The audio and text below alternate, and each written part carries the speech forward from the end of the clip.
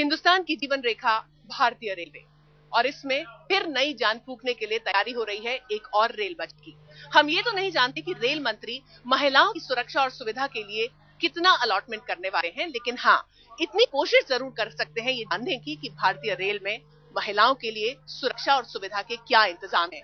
और इसीलिए आज तक की 10 महिला रिपोर्टर्स निकली हैं देश के 10 अलग अलग हिस्सों में अलग अलग ट्रेन में सफर करने के लिए, महिलाओं की सुरक्षा और सुविधा की ट्रेन में पड़ताल करने के लिए। हमने अपने लिए जो रूट चुना है वो है दिल्ली से लेकर भोपाल तक का, और हम बैठेंगे भोपाल एक्सप्रेस में। अगले 9 घंटे के इस सफर में न सिर्फ हम यात्रियों से बात करेंगे, बल्कि साथ ही साथ हमारी नजर इस बात पर भी रहेगी कि क्या रेलवे में सब कुछ दुरुस्त है और क्या एक अकेली लड़की निश्चिंत होकर ट्रेन में सफर कर सकती है। चलिए हमारे साथ आप भी इस सफर पर चलिए। कृपया ध्यान दीजिए, हजरत निजामुद्दीन से चलकर आगरा झांसी के रास्ते हबीबगंज को जाने वाली भोपाल एक्सप्रेस प्लेटफॉर्म नंबर 3 से चलने को तैयार है। हम आपकी सफल, सुखद एवं मंगलमय यात्रा की कामना करते हैं। देश की पहली ISO 9000 ये रेलगाड़ी इस रूट की सबसे अच्छी ट्रेन में से एक है, लेकिन आज रात इसी ट्रेन के AC से लेकर जनरल डब्बे तक हम सफर करेंगे, देखेंगे, जानेंगे और परखेंगे कि इस ट्रेन में महिलाओं की सुरक्षा का पैमाना क्या है। क्या वो सुरक्षित है या फिर रेल की छुक-छुक में उनका दिल भी धक धक करता है। वो सफर तो करती है, लेकिन डरी और सहमी हुई।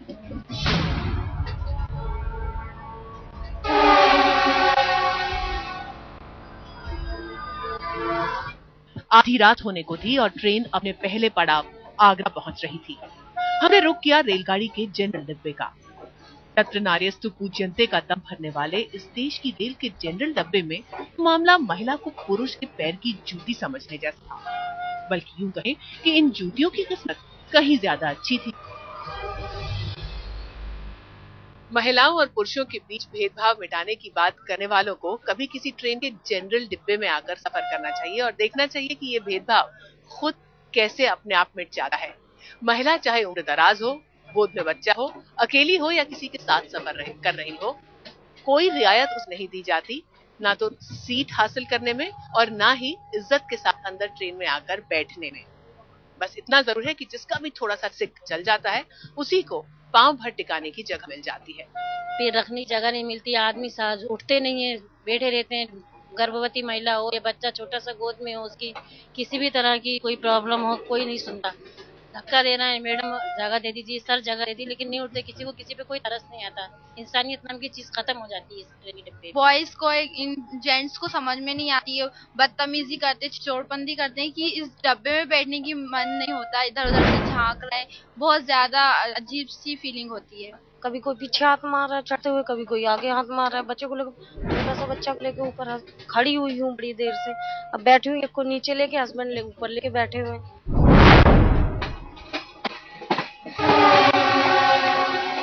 भोपाल एक्सप्रेस में जनरल बोगी की हालत बता रही थी कि यहाँ RPF के जवान तो दूर, शायद टिकट चेकर भी बमुश्किल ही आता हो। वैसे हम आपको बता दें कि रेलवे के कायदे कानून के मुताबिक ट्रेन में RPF के जवानों की तैनाती जरूरी है, लेकिन हमें तो किसी जवान की परछाई तक नजर नहीं आई।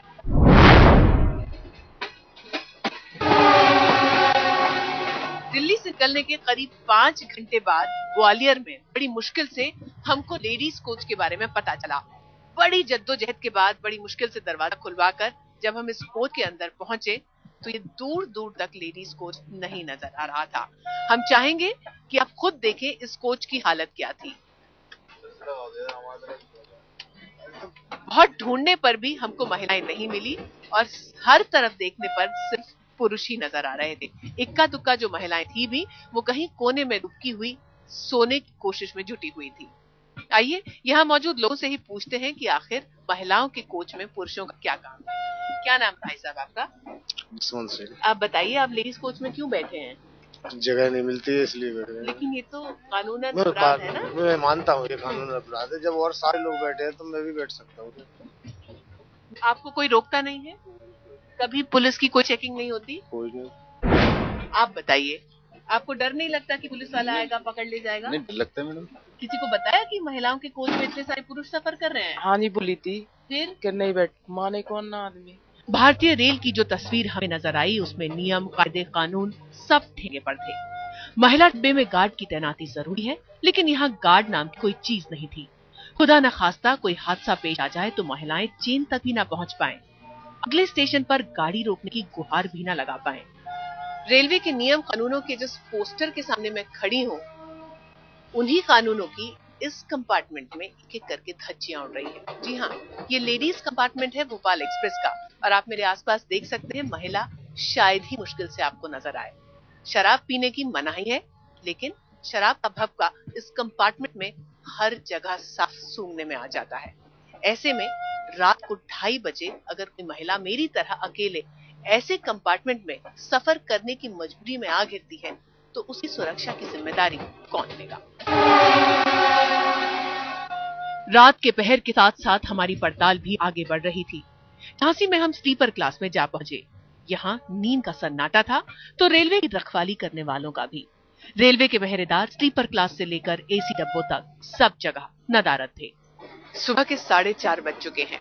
ट्रेन थोड़ा लेट है और झांसी अभी अभी गुजरा है। हम रात भर में पूरी ट्रेन के कई चक्कर लगा चुके हैं और साथ ही साथ तमाम कंपार्टमेंट्स में जाकर भी चेक कर चुके हैं। महिला कंपार्टमेंट तो छोड़िए, हमें पूरी ट्रेन में रात भर में एक भी आरपीएफ का गार्ड नजर नहीं आया है। सूरज ने भोपाल एक्सप्रेस पर दस्तक दी तो हमने स्लीपर और एसी डब्बों में सफर कर रही महिलाओं से सवाल किया। सवाल सुरक्षा का। सवाल कि अगर उन पर कोई मुसीबत आ जाए तो क्या करेंगे? वही सवाल जो हमारे मन में कौन रहे थे रेलवे की सुरक्षा को लेकर। एसी में जरूर आपके पास ये अटेंडेंट होता है, बट एट टाइम्स जब भी हमें कभी जरूरत होती है हम उन्हें कॉल करें तो आपकी सीट कहाँ है और वो बाहर कंपार्टमेंट में साइड में रहते हैं। तो मुझे लगता है सेफ्टी एंड सिक्योरिटी के लिए चाहे वो आप एसी 2 टायर में हो या इसमें हो, एक ना एक कोई पुलिस अटेंडेंट होना चाहिए। कई हादसे लेडीज के साथ होने के बावजूद भी मैं देख नहीं रही हूँ यहाँ पे किसी भी तरह का कोई सुरक्षा या सिक्योरिटी का कोई इंतजाम है करके।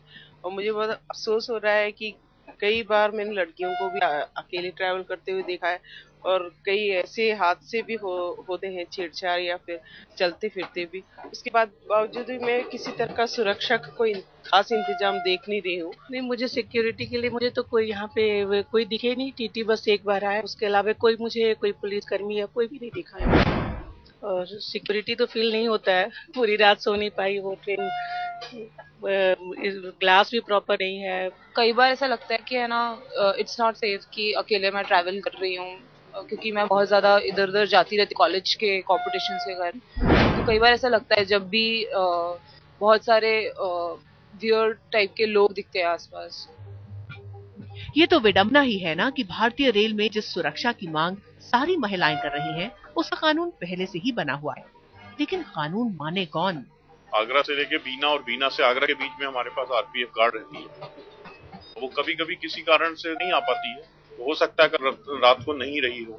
लेकिन क्या आप लोगों की इसकी सूचना दी जाती है कि गार्ड आ रही है? हमारे पास नहीं रहती। ओहो, तो यानी कि अगर आप चाहें और बोलना चाहें कि गार्ड भेज दीजिए तब भी आप कुछ नहीं कर सकते? नहीं, वो हमारे उसमें नहीं है। वो सिक्योरिटी कंट्रोल ही करता है उसको, उनका जो वो है।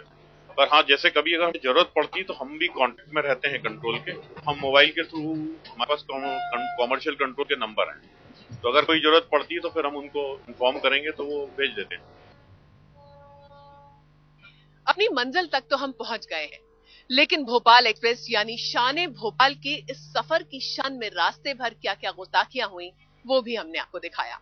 अफसोस तो इस बात का है कि जितनी भी दिक्कतें हमको दिखाई दी उनके लिए कोई ना कोई नियम, कायदा, कानून जरूर बना है, लेकिन ना तो नियम मानने की कोई मंशा दिखाई दी और ना ही उसे मनवाने की कोई इच्छा शक्ति। कैमरा पर्सन अंकुर अरोड़ा के साथ रितुल जोशी, भोपाल आज तक।